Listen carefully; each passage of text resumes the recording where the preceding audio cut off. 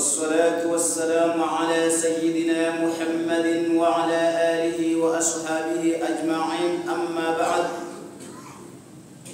اللهم صل على سيدنا محمد في الأولين، اللهم صل على سيدنا محمد في الآخرين، اللهم صل على سيدنا محمد في المرسلين، اللهم صل على سيدنا محمد في النبيين، اللهم صل على سيدنا محمد في الملأ الأعلى إلى يوم الدين. أما بعد ya kumshukuru Allah subhanahu wa ta'ala na kumtakia rehma kipenzi wa umma bwana mtume Muhammad sallallahu alaihi wasallam, hatuna budi kurejesha shukrani kwa Allah tena ambaye ametuwezesha ikawa ni wenye kufika sehemu kama hii. Tutapatiliza hizi dakika 10 kuendelea na mada tuliyokuwa tukiendelea nayo. Kwa nini tushike hii mada kwa urefu?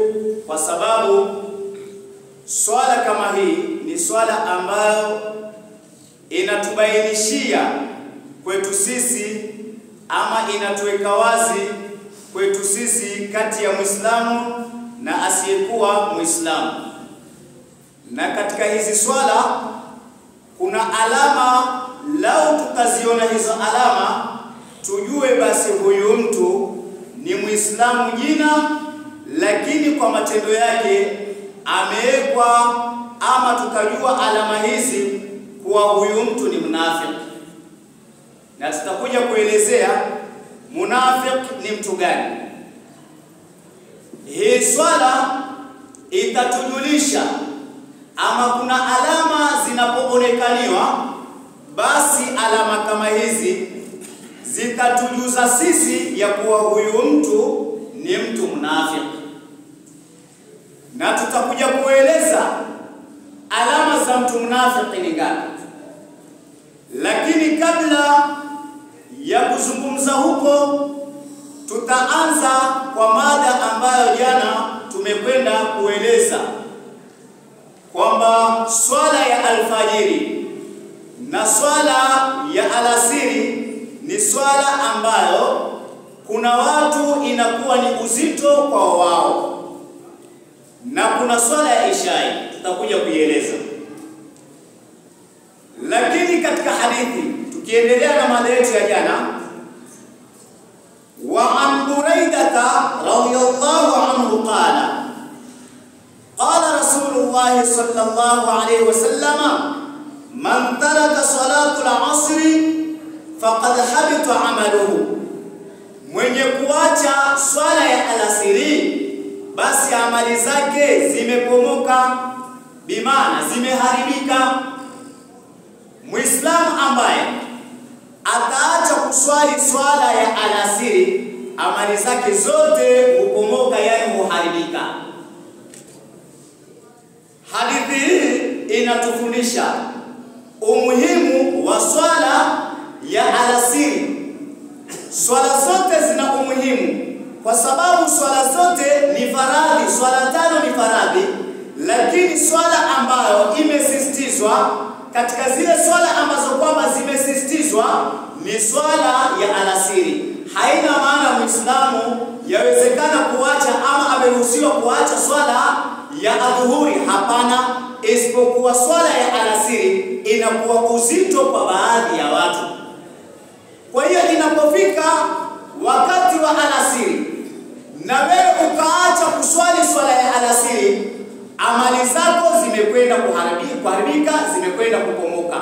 Ina maana Muislamu ambaye ana akili, Muislamu anayemtambua Allah subhanahu wa ta'ala, kwa jambo hili tu atajua swala ni lazima kwake na ni lazima aje msikitini kuswali swala ya faradhi kwa wakati. Ina maana swala ya alasiri ina uzito sana. Kwa sababu gani? Kwa sababu mtu yawezekana yeye anapumzika, anaposikia adhana kuja msikitini, anaona kule kulala kuliko kuja wapi? Msikitini. Hiyo ni swala ya alasiri, na ndio mada ambayo jana tumeanza kueleza ama kuieleza mada kama hii. Ina maana ikiwa wewe ni Muislamu usikubali kupitwa na swala ya alasiri. Na ni lazima, tunasema Muislamu ni lazima vile vile ajue nyakati za swala. Kujua nyakati za swala ina maana Allah amemkabidhi kila Muislamu saa. Kila Muislamu ana saa.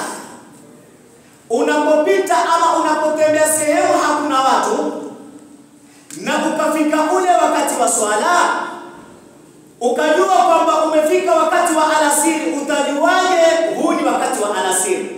Kuna alama zimewekwa. Unapoona zile alama utajua huu ni wakati wa alasiri, ni wakati wa swala. Na ni muhimu sana kwa Muislamu kujua nyakati za swala, na ndio maana mambo haya yanatutatiza. Kuna baadhi zikipita dakika 2-3 wanapiga kelele, na baadhi kabisa ukoonyesha kwa macho kabisa kwambia ushafika wakati wa swala. Kwa sababu gani? Kwa sababu ana kazi zake ataka kufanya. Kwa hiyo ataka maharakishe swala. Hajui swala ya alasiri inaingia wakati gani na inatoka wakati gani, lakini yeye ameangalia dakika 2, dakika 3, anaona wakati wa swala ushatoka. Na ndio maana Muislamu yatakana sana kujua nyakati za swala. Kwa hiyo Mtume anatuambia ili mtu amali zake zisiharibike ni yeye afanye bidii kuswali swala ya alasiri. Tutaeleza swala ya Isha na alfajiri. An Uthman bin Affan radiyallahu anhu qala sami'tu Rasulullah sallallahu alayhi wasallam yaqulu, kutoka kwa Uthman ibn Affan asema nimemsikia Mtume Muhammad sallallahu alayhi wasallam akisema man salla al-ishaa fi jama'atin fakannama qama nisfu al-layl, mwenye kuswali swala ya Isha pamoja na jamaa, huyu ambaye ataswali swala ya Isha halafu bwana kama huyu ataswali na jamaa, huyu hapa mfano wake ni kama ambaye ameswali nusu ya usiku. Ina maana kuanzia magharibi mpaka alfajiri inahesabiwa wewe uko katika ibada mpaka nusu ya usiku. Ina maana wewe unahesabiwa unaswali. Na ndio maana Mtume anasema yeyote ambaye ataswali swala ya jamaa, tena swala ya Isha tena kwa jamaa, si yeye peke yake, atakayeswali pamoja na jamaa, yani akaja mapema msikitini na akaungana na watu akaswali pamoja na jamaa, huyu mtu ni kama ambaye ameswali nusu ya usiku. Na swala ya Isha ni swala ambayo kwa mtu ambaye ni munafiki, alama za mtu munafiki basi hujulikaniwa kwa swala kama hii, kwa sababu ametoka kazini, ameingia nyumbani, amechoka, na mwingine anafanya nini? Anaadhini. Je, atalala ama ataenda kuswali? Ndio pale mtu kama huyo anasikia adhana lakini hataki kuja mapema msikitini, kwanza analala. Watu wanaswali huku, yeye anasema nimechoka. Watu wanapotoka msikitini, yeye utamwona ndiye anafanya nini? Anakuja msikitini kuswali. Alikuwa na wakati wa kuja kuswali pamoja na jamaa, lakini amepuuza. Amekuwa na uvivu mtu kama huyu. Sasa ile swala ya jamaa inampita. Wakati anapokuja msikitini, watu huwa shamaliza swala, lakini Mtume Muhammad sallallahu alaihi wasallam anatufundisha, anasema mwenye kuswali swala ya Isha pamoja na jamaa ni kama ambaye ameswali nusu ya usiku. Ina maana swala ya Isha ina umuhimu wake.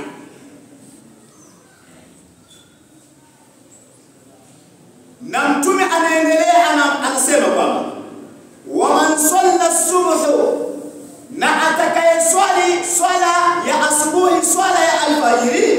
fi jama'atin fakannama salla al-layla kulluhu, na ambaye ataswali swala ya alfajiri pamoja na jamaa ni kama ambaye ameswali usiku wote. Mwenye kuswali swala ya alfajiri ni kama ambaye ameswali usiku wote ule.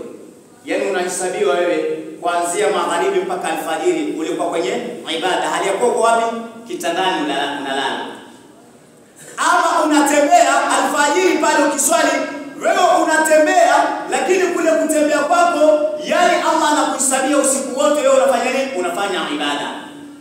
Na ndio maana Mtume anasema yote atakayeswali swala ya alfajiri pamoja na jamaa, swala ya alfajiri pamoja na jamaa, basi atahesabiwa mtu kama huyu ni kama ambaye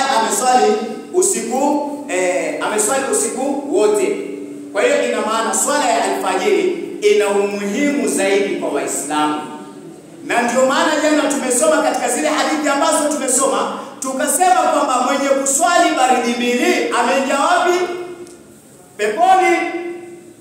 Na baridi mbili kumkataje swala gani? Swala ya alfajiri.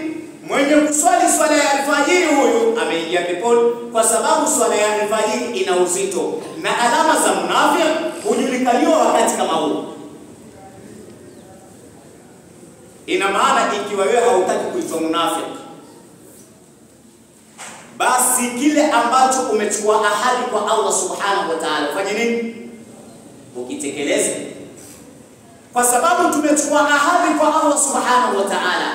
Ikiwa tumechukua ahadi, ile ahadi ambayo tumechukua kwa Allah subhanahu wa ta'ala ni sisi Waislamu tutimize na tutekeleze, kwa sababu ni ahadi tumechukua kwa Allah subhanahu wa ta'ala. Tumechukua ahadi ya kumtii Allah subhanahu wa ta'ala na kutekeleza yale maamrisho yake Allah subhanahu wa ta'ala, na anayetaka watu waswali ni nani? Ni Allah subhanahu wa ta'ala, kwa sababu tumechukua ahadi kwa Allah subhanahu wa ta'ala. Na yoyote atakayevunja ahadi hii, ina maana huyu ana alama za unafiki.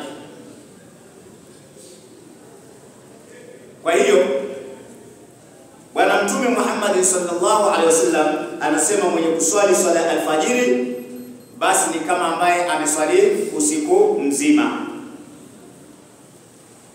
Na hadithi nyingine Bwana Mtume anasema, wa an Abi Hurairah radhiyallahu anhu anna Rasulullah sallallahu alaihi wasallam laysa salatun afqala ala almunafiqina min salati alfajr. Hakuna swala ngumu zaidi ama zito zaidi ala almunafiqina, juu ya wanafiki, min salati alfajr, kuliko swala ya alfajiri. Ina maana hakuna swala ambayo ina uzito zaidi kwa wanafiki. Ni swala gani? Mtume anasema swala gani? Swala ya alfajiri. Ina maana swala ya alfajiri ina uzito kwa watu gani? Wanafiki. Wal ishai, na swala ya ishai. Swala hizi mbili zina uzito kwa wanafiki. Walau ya'lamuna, na lau wangelijua hawa wanafiki, ma fihima, kilichoko kati ya swala ya ishai na alfajiri, la atauhuma walau hablan, wangelizijilia swala hizo mbili japokuwa ni kwa kutambaa. Ingelikuwa wanafiki wanajua kilichoko kati ya swala ya ishai na swala ya alfajiri, wangekuja msikitini japokuwa ni kwa kutambaa. Yaani mtu angetoka nyumbani kwake anatambaa kuja wapi? Msikitini kuswali pamoja na jamaa. Lakini kwa sababu hawajui, ndio maana wanadharau, ndio maana wanapuuza.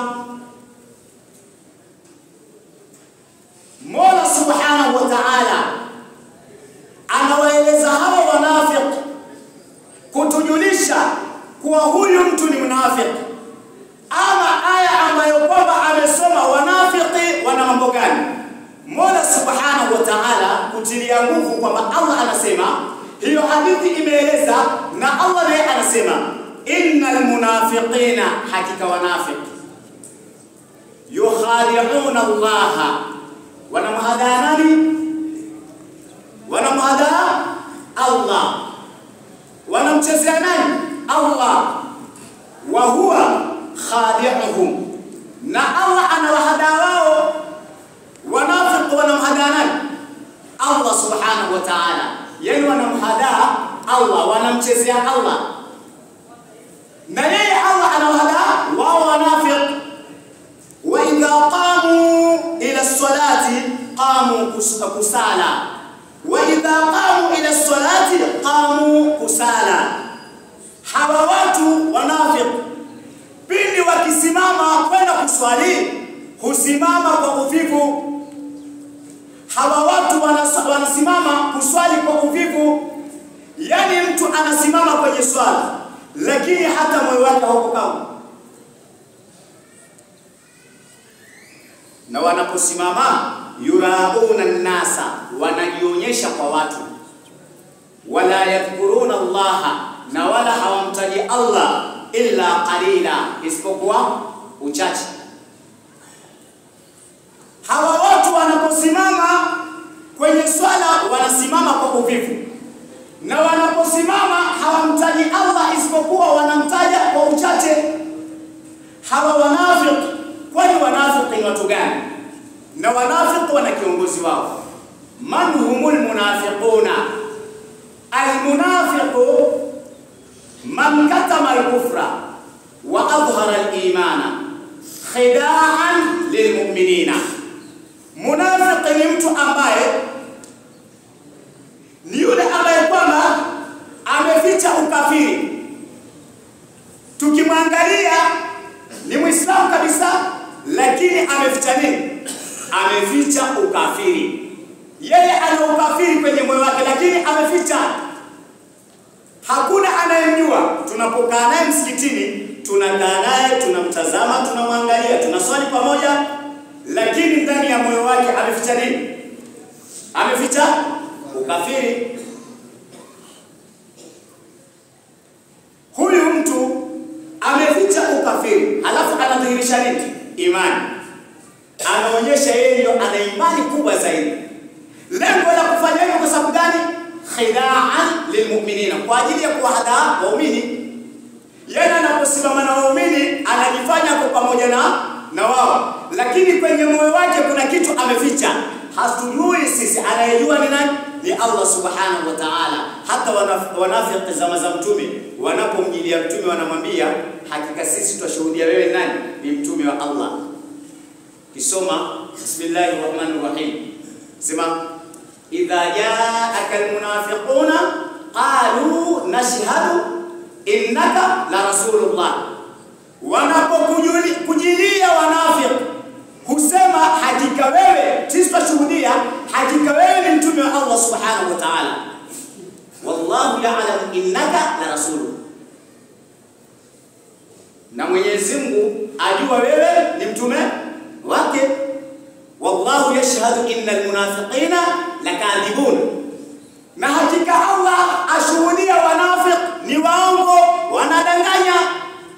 Wanapokujilia Muhammad wanakwambia wewe ni mtume wa Allah, wanashuhudia na wanasema wako pamoja na wao, lakini Allah anajua wewe ni mtume wake. Yeye anajua Allah subhanahu wa ta'ala.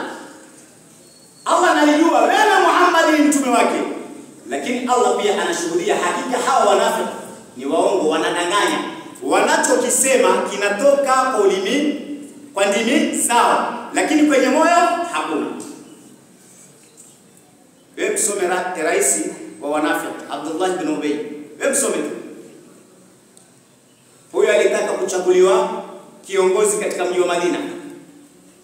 Hajachaguliwa kiongozi, ghafla mtume akaingia. Watu wote wakaenda kwa nani? Watu wataka kumchagua kiongozi, ghafla mtume aliingia mji wa Madina. Watu wote wamemwacha bwana kama huyo, wamemkimbia nani?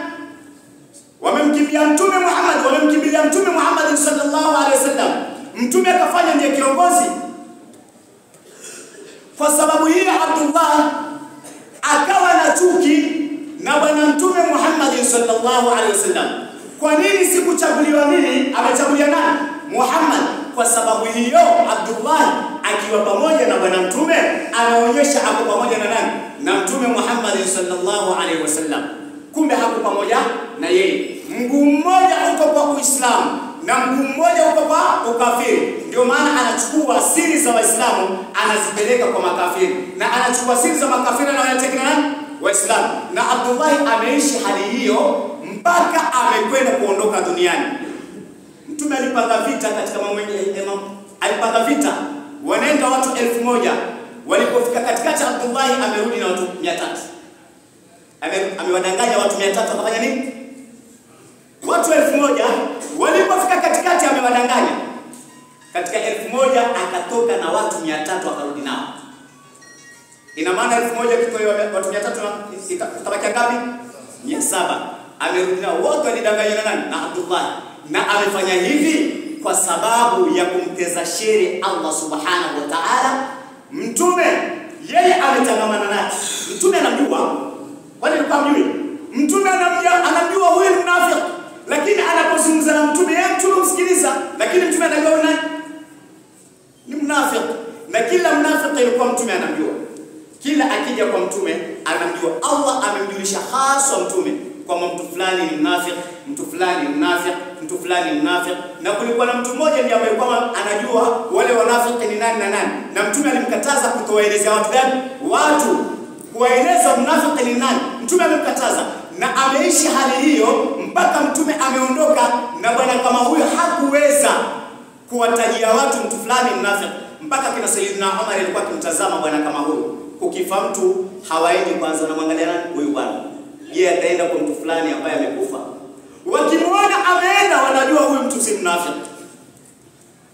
Lakini wakimwangalia, wakimwona huyu jamaa hakwenda kwa huyu aliyekufa, tayari kina Sayyidina Umar wanajua huyu nani?